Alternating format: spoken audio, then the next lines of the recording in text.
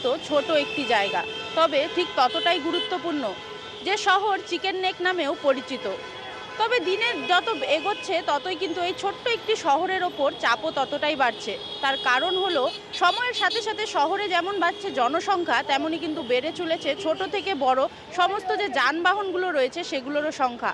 যার ফলে কিন্তু প্রতিনিয়ত একটা যানজট সমস্যায় ভুগতে হচ্ছে শহরের বাসিন্দাদের, বিশেষ করে যারা প্রতিনিয়ত কাজে যাতায়াত করে। এছাড়াও স্কুল পড়ুয়ারা থেকে শুরু করে কলেজ পড়ুয়া সকলেরই কিন্তু তাদের যে শিক্ষা প্রতিষ্ঠান রয়েছে বা কাজের জায়গা রয়েছে সেক্ষেত্রে কিন্তু তাদের সেখানে পৌঁছতে অসুবিধা হয়।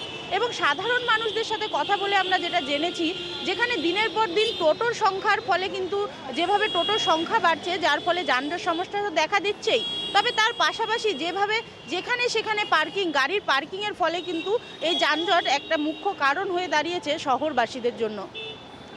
তাই শহরবাসীদের কিন্তু দাবি রয়েছে, যদি শহর শিলিগুড়িতে একটি সুব্যবস্থা করা হয় পার্কিংয়ের ক্ষেত্রে, সেক্ষেত্রে কিন্তু শহরবাসীদের অনেকটাই সুবিধা হবে। পার্কিংয়ের জায়গা নাই, একটা পার্কিংয়ের জায়গা হলে ভালো হতো।